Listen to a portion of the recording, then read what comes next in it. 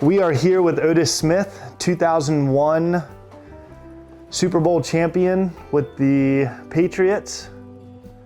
How you doing today? I'm doing well. Thanks for having me, Justin. Absolutely. Thanks for being here. So I've got some questions for you that you probably have never been asked in an interview, but Okay. I think they'll be fun. So really get to know the real Otis. So we'll start off with some football questions, and then we'll move away from football to some more fun questions. Okay. Let's So- do it. First of all, are you on social media? A little bit. I'm still trying to get a good grasp of it. Yeah. You know, my kids, they tell me I should do this and that. They put me on Instagram. I think I have a Twitter account, but I don't know what I'm doing with that. But for the most part, if I need to try to figure something out, I'll go to one of my children. Okay. Are there any fun former teammates that you follow that really stand out? Like you check them on a regular basis because they're posting like outlandish stuff? They're on social media a little bit, but they just kind of, what we kind of do is just kind of follow where one another is in life at this point. But you never find anything outlandish or something that they may have posted that was just really funny. I haven't seen it anyway, so. Okay. But for the most part, a lot of my friends don't really do the social media stuff. But and what really made me started to kind of try to figure it out is, I try to keep up with people where I came from. And not just the other professional athletes, but people that I grew up with and so on and so forth. You don't really talk to that much. Yeah. And a lot of those guys are on social media. Where are you from? Where did you grow up? I grew up right outside of New Orleans in Metairie, Louisiana. Oh, okay. Cool. Did any of your teammates have any crazy nicknames growing up? I mean, high school through pro level.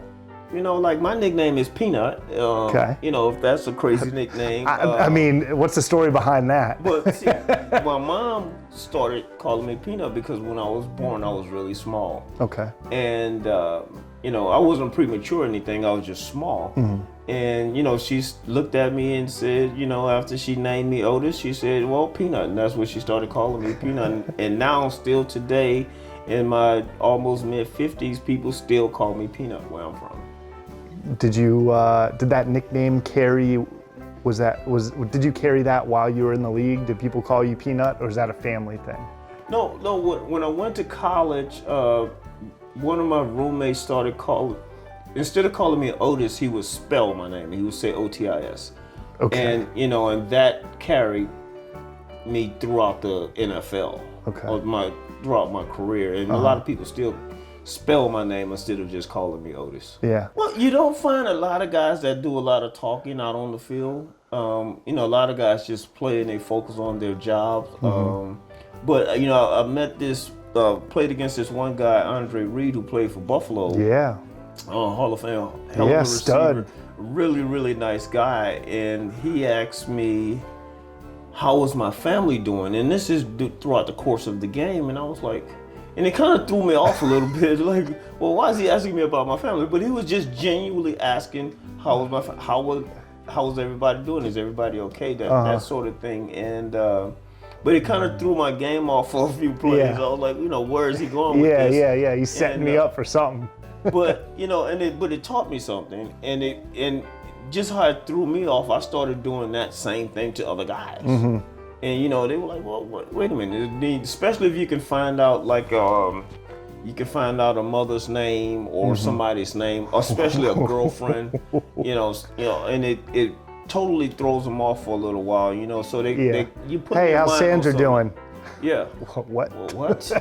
Well, how do you know my wife? Yeah. That type of stuff. Yeah. And so, you run into, and when he did that to me, I started doing it to other guys, and it kind of throws them off a little bit. That's cool. That kind of humanizes it. You hear the TOs of the world out there talking trash, and but it's people going to work, and a lot of people are just. But actually, if you watch the game, you see guys like T.O. and you know, a few other, you know, kind of flamboyant type receivers. You know, they don't say anything until after they make plays. Right. But they're not directed it at anybody. You know, they're just he's in his own world and he's Hyping doing his himself thing. up. And you know, he might, you know, have a little fun with the fans and so on and so forth, but he's not putting it where he was degrading anybody. Okay. And I don't think he's a malicious person like that. Yeah. Not just singling out. He's Tito, entertaining. but very Yeah, entertaining. yeah, yeah. Yes. Yeah. And, you know, and there's a few other guys like that. Some guys get a little crazy with it sometimes, but for the most part, you know, they're trying to have fun. Yeah. Cool. Where was your favorite place to play? All of them. All of them. As long as you were on the field, had those fans cheering. Well, some games, some years, well, a couple years we got booed, but every place is a great place to play. You know, it's a great league to play in, and it could be a lot of fun if you make it be a lot of fun. Okay. And you know, you being a former professional athlete as yourself, you know the ups and downs that comes with being a competitive person. I didn't get to play in front of as many people as you. I think my max was about 10,000 people at a Still a game. lot of people. That was a lot of people, and it was a lot of fun. But thank you. You know, I appreciate that. Not quite on your level, but.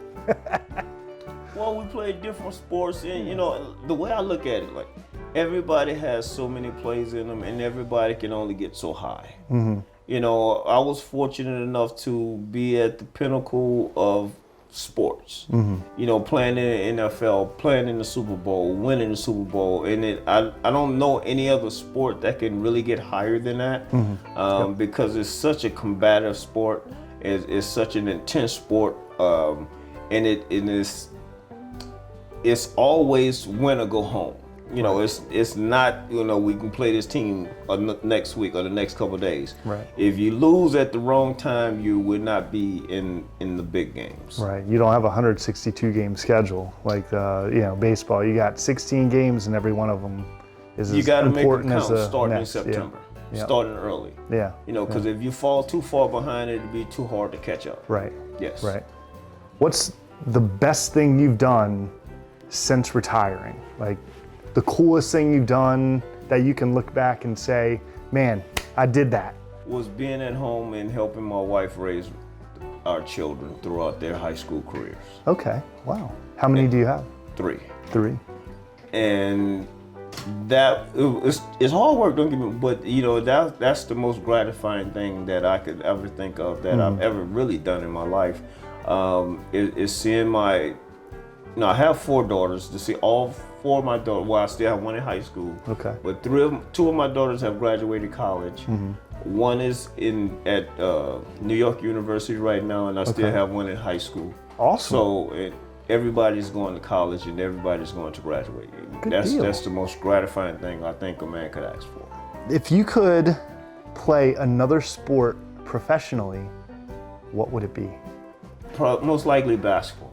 Basketball? Can you dunk? Could you dunk ever? Can you still? Yes. No, not now. Okay. But I started dunking in 9th grade. That's pretty good. How tall are you? I'm 5'11". I was about 5'9", 5'10" then. But, Yeah. But you know, I go under a basketball scholarship coming out of high school. Okay. So I was pretty good in, you know, sports actually came easy to me. It didn't matter what the sport was, other than soccer, because I never played soccer coming up. But like football, basketball, baseball, and track was relatively easy. Were you a sprinter?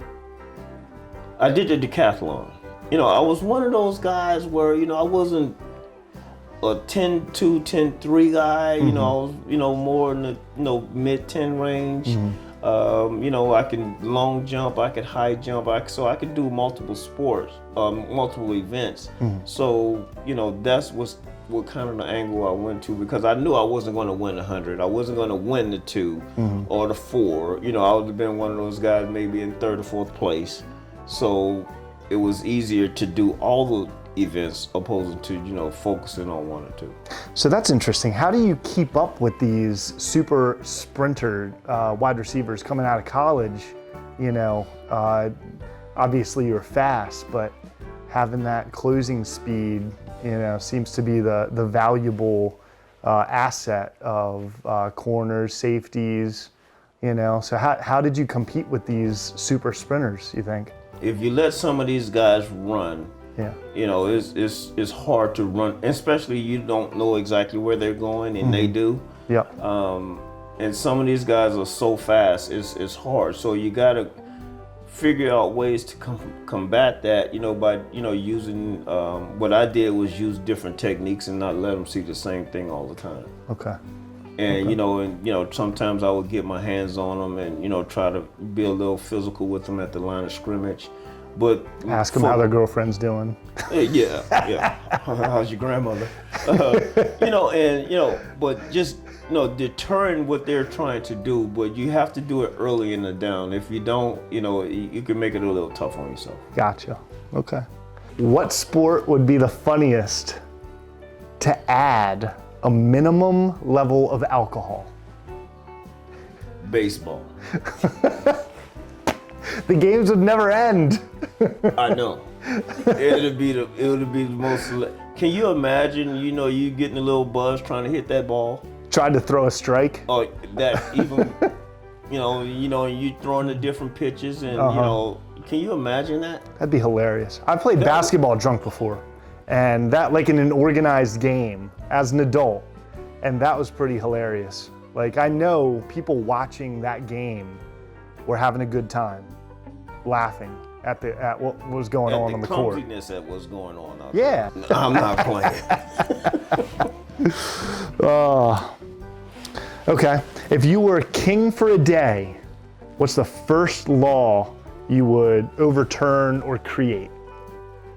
Actually, one of my friends, a good friend of mine, lives in New Jersey. He's a sports analyst, Brian Baldinger. He called me King Otis. Okay. But what laws I would change, if any, or one law I would change, discrimination. I don't think anybody should be discriminated against. I will push that very hard. Yeah. Make it more everybody should be even. More like a more severe penalty if you do something like that. If you discriminate against somebody in any form. Okay. It doesn't matter what that person's perspective is. I think that person have the right to be what he or she wants to be. Okay. It's a good one. Toilet paper. Okay. Over or under? Over. Good job. Great answer. See, that was simple, right? All right, last one. What was your favorite toy growing up? Rock'em Sock'em Robot. Classic. And we had my mom bought us this. Well, she actually bought it for my brother. Mm-hmm. But she bought this car set. The racetracks. Yeah. And piece it together. Yeah, had the remote it was control. so big, and we lived in this little apartment, and it was so big we had to figure out how to get the track, and it goes throughout the whole house. Yeah.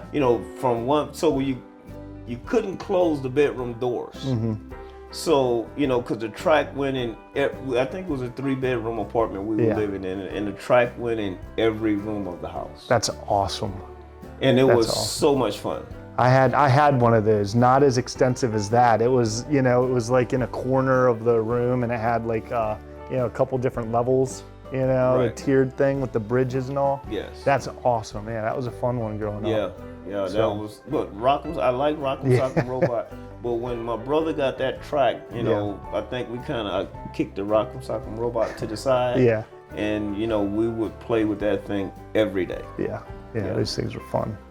So, well, thank you. I appreciate you answering the bizarre questions I had for you today. Oh, thanks for having me. All right. Appreciate it. Yeah. Drinks up.